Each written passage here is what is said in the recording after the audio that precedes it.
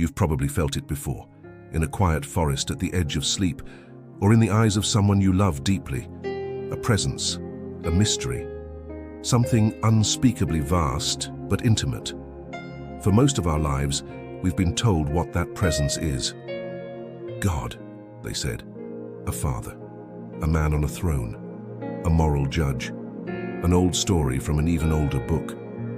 But Terence McKenna didn't buy it. He looked at that same mystery and said, "That's not God, not like you think." For McKenna, what we call God's Spirit wasn't something outside of us. It wasn't institutional, male, human-shaped, or rooted in control. It was the living intelligence of nature, wild, feminine, chaotic, psychedelic, and above all, immanent. Not in heaven, here, in the mushrooms, in the rainforest, in our own minds. And the real tragedy? According to him, we forgot how to listen. McKenna believed Western culture had severed our connection to this living spirit through millennia of dogma, hierarchy, and linguistic control. We created religions that talked about the divine but didn't commune with it. We worshipped words instead of listening to silence. We mistook the map for the territory. And maybe you felt that too. That quiet feeling that something essential is missing. Not from your beliefs, but from your experience. Like the stories you were raised with have grown too small for the life you've actually lived. And now, in midlife or later, you're starting to feel the pull. A callback to something older, stranger, and more alive. McKenna didn't offer a new religion. He offered a way to remember the sacred, with eyes wide open, to step outside of the cultural machinery and feel the pulse of being itself, without intermediaries. That's what he meant by spirit. Not a man in the sky, but the consciousness that grows between the cracks of everything if you're quiet enough to feel it. So if you've ever wondered why the traditional image of God feels distant, lifeless, or oddly hollow, you're not alone. And perhaps it's not that spirit isn't real. It's that we've been looking for it in the wrong places. For Terence McKenna, the biggest obstacle to encountering the true spirit of existence wasn't sin or ignorance or even death. It was culture. He saw culture not as a living celebration of human creativity, but as a set of invisible walls. A manufactured consensus handed down generation after generation, telling you what to believe, what to fear, and most dangerously, what to ignore. And that includes how we're taught to think about God. You are trapped in a language, McKenna once said, that forces you to perceive only what it can describe. And so, for many of us, God became something abstract, theoretical, removed, a word stuffed with doctrine and shame. But the living, breathing experience of divine presence, that didn't fit inside church walls. It couldn't be controlled, so it was pushed to the margins. Or labeled madness. Think about it. How often are your most profound spiritual experiences ones you can't fully explain? A moment of awe at a sunset, a dream that shook you, a spontaneous knowing that had no logic, just truth. And how quickly do we dismiss those moments? We call them strange, a woo-woo, or coincidence. Why? Because culture taught us not to trust them. McKenna's message was radical, not because it asked us to believe something new, but because it asked us to unlearn, to peel back the layers of imposed meaning and return to our direct, felt relationship with mystery, the one we had as children, before we were told what was real and what wasn't. He said, "Culture is not your friend, not because all tradition is bad, but because too often it becomes a prison of inherited assumptions. And those assumptions shape not only our view of reality, but our sense of self, of others, and of the sacred. To truly hear the spirit," McKenna argued, we must break that trance. Step outside the story we've been given, and remember what the world felt like before we were named, categorized, and told what was possible. Only then, he believed, can we encounter the other, the presence beyond our understanding, yet closer than breath. Because spirit doesn't live in words, it lives in silence, sensation, and the space between all things. When Terence McKenna spoke about spirit, he didn't refer to prayer or scripture, at least not in the conventional sense. His language of communion was psychedelics, and not recreational escapism, but deep, ceremonial, often overwhelming journeys into the hidden architecture of reality. For McKenna, these substances weren't drugs. They were teachers. Why? Because they dissolve the cultural scaffolding we've built around the divine. In moments of profound psychedelic insight, McKenna claimed, we don't just think differently. We see, hear, and feel the world without the filter of social conditioning. The voice of spirit emerges not as metaphor but as presence, and often it's not what we expected. Now McKenna referred to this presence as the other, not because it's alien but because it resists our categories. It doesn't show up as a bearded man in the clouds. It shows up as patterns of intelligence woven through nature, as ancient voices in the geometry of sound, as impossible visions of organic truth, and above all it feels alive. Many who've experienced high-dose psychedelic states, even without prior spiritual beliefs, report encounters with a kind of intelligence. Not their own, not human, and not easily forgotten. This is what McKenna meant by God's Spirit. Not a static deity, but a dynamic force that reveals itself only when we surrender control and allow our ego to dissolve. For a mature audience, especially those who've lived decades under the gravity of reason, responsibility, and emotional restraint, this idea can feel threatening or absurd. But it's worth asking, why do these experiences feel more real than real to so many who've had them? McKenna believed it's because they are closer to reality than our conditioned mind allows. In these altered states, we re-encounter the mystery we felt as children, but with adult awareness. And we realize something stunning. The sacred never left. We just stopped listening. He didn't say psychedelics are the only way, but he insisted they were one of the most direct and most suppressed. A bridge to spirit, long burned by fear and institutional power. And if we're brave enough to approach them with humility, they can remind us of what religion forgot, that God is not a concept, it's an experience. One of Terence McKenna's most striking insights, and most uncomfortable for the Western religious mind, was his insistence that the true spirit of the divine is not masculine, but feminine. He didn't mean this in a superficial, symbolic way. He meant that the living intelligence he encountered, whether through psychedelic journeys, nature immersion, or intuitive reflection, consistently took on a feminine presence, not just soft and nurturing, but wild, erotic, cyclical, mysterious, and utterly uncontrollable. Compare this to the dominant Western image of God, paternal, authoritative, rule-setting.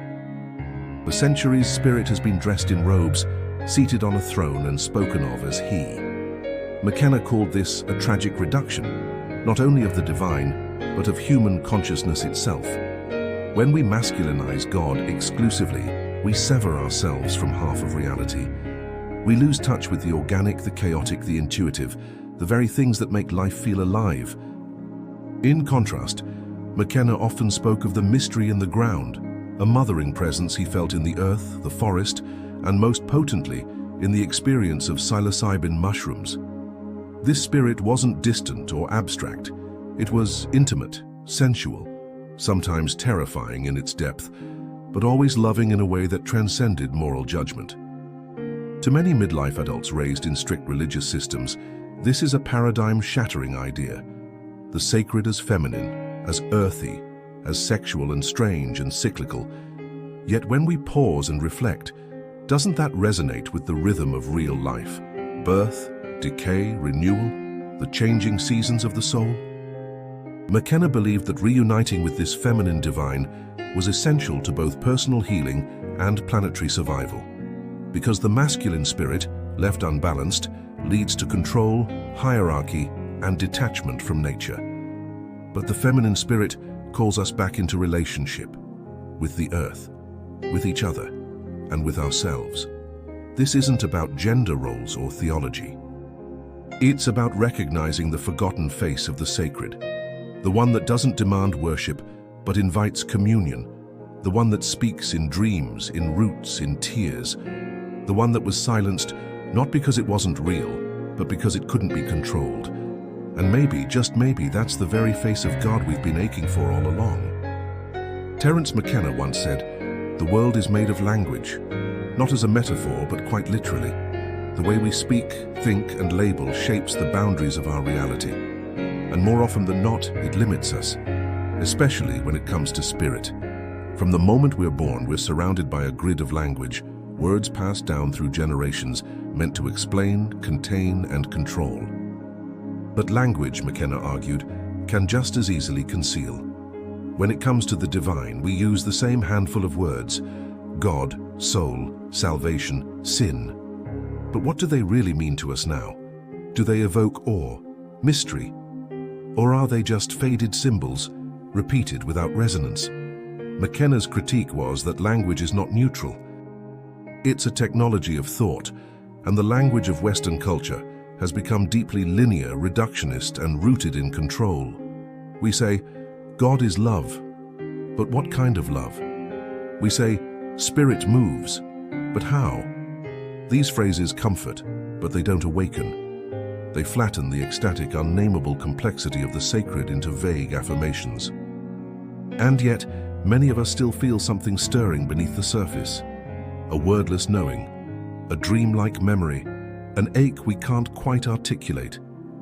That's the edge McKenna pointed toward, the place where language begins to fall apart and real insight begins. For him, psychedelics broke through that spell. In those altered states, people often report receiving visions in metaphor, hearing truths in tones, or understanding things without words at all. It's not that language disappears, it transforms, becomes poetic, fractal, alive. Spirit speaks, but not in paragraphs, in feelings, in patterns, in paradox. This is why McKenna challenged us to stop thinking we could explain the sacred, to stop believing that a doctrine or dogma could ever replace direct experience.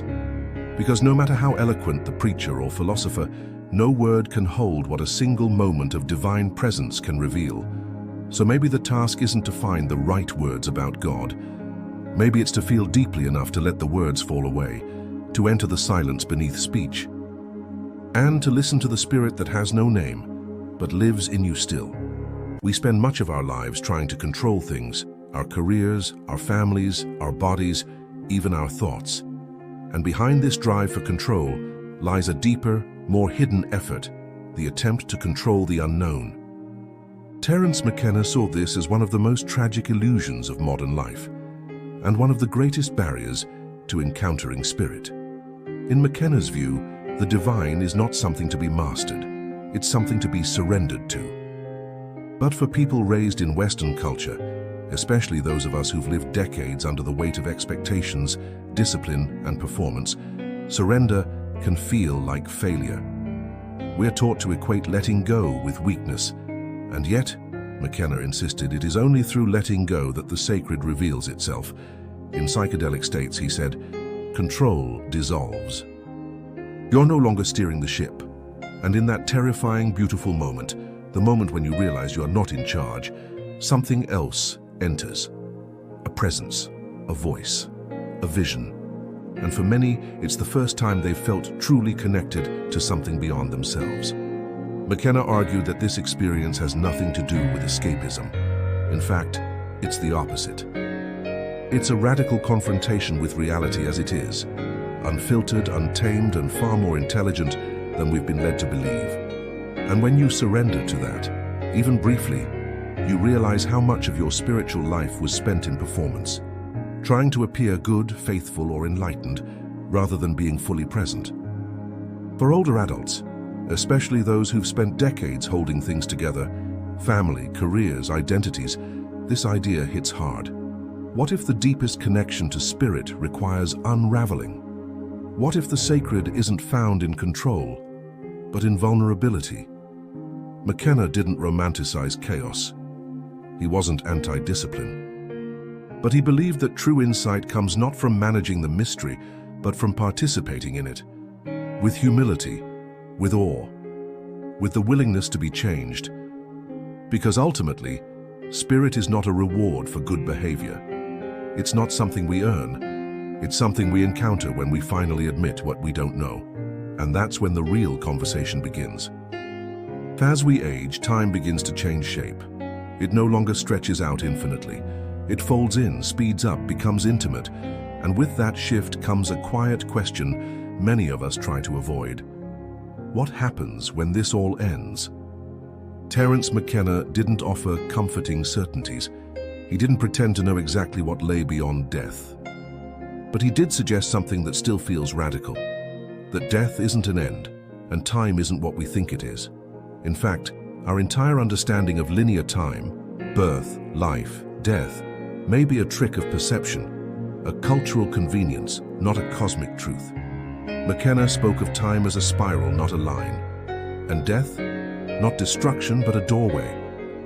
In many of his experiences with psychedelics, especially DMT, he described contact with realms and beings that existed completely outside of time, places where the ego dissolved, but awareness continued, and not just continued, expanded.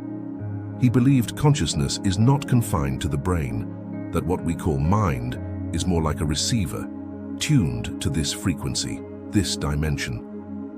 But there are other frequencies, other dimensions, and death may simply be a change in the channel.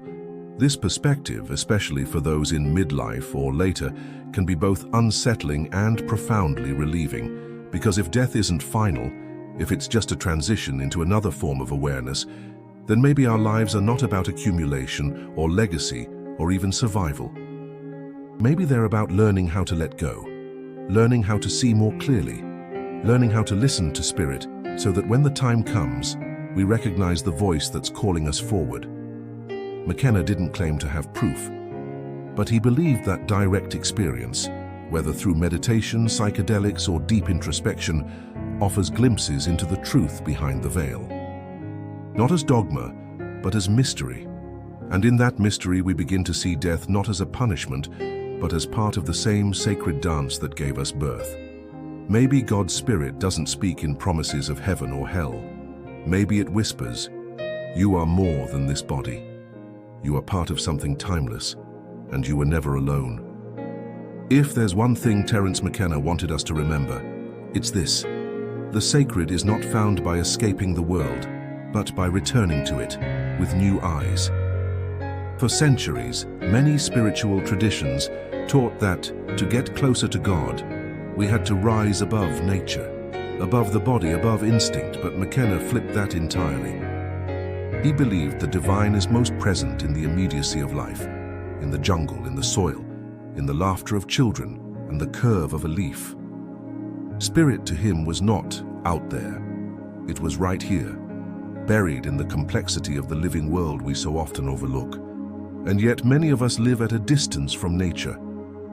Especially in the modern Western world, we're surrounded by asphalt, glass, screens, reminders of human control.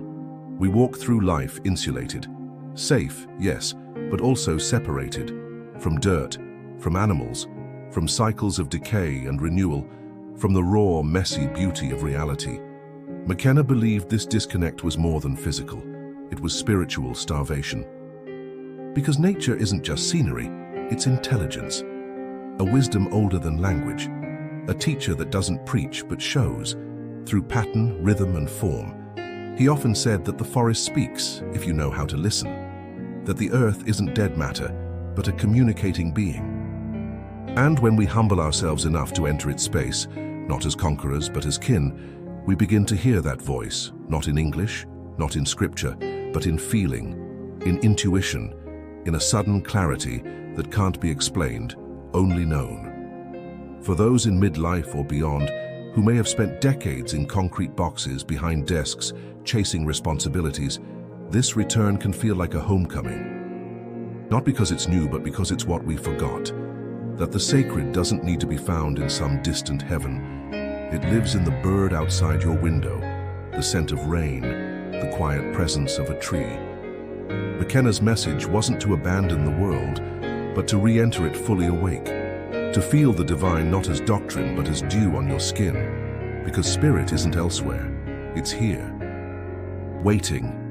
If there's a single thread that runs through everything Terence McKenna shared, it's this: spirit is not something to believe in, it's something to participate in. This idea breaks with centuries of spiritual tradition, especially in the West, where belief has been elevated above experience. From childhood, many of us were told what to believe about God, morality, purpose. We were taught that faith meant trusting in ideas, even without proof. But McKenna saw belief as a trap, not because it's wrong to hope, but because belief can become a substitute for direct knowing. He often said, belief is a form of infantilism, the refusal to engage with reality directly. For McKenna, the real sacred experience isn't found in affirmations or doctrines. It's in the radical act of paying attention, of surrendering your filters, of engaging life deeply, with awe, curiosity, and courage. That means listening not just with your ears, but with your full presence. It means being willing to have your assumptions undone. It means stepping into the unknown, not with fear but with reverence. Whether through a psychedelic journey, a moment of grief, a flash of beauty, or a breath taken fully, these are the places where spirit lives. For those of us further along life's path, this realization can come as both a loss and a gift. The loss is clear. We see how much time we spent clinging to inherited meanings. But the gift? We finally allow ourselves to experience what's real, rather than what's expected. McKenna didn't offer answers. He offered a challenge. Engage directly with the mystery. Feel everything, question everything, and know that you are part of it, not separate from it. That's the spirit he believed in. Not a God behind the clouds, but a sacred intelligence moving through you, right now. So maybe it's not about finding God at all. Maybe it's about remembering the divine nature of being itself, the way a moment can open, the way truth can rise unbidden, the way life continues to surprise us with meaning. In the end, spirit isn't a thing to find. It's an experience to return to, not tomorrow, not after death, now.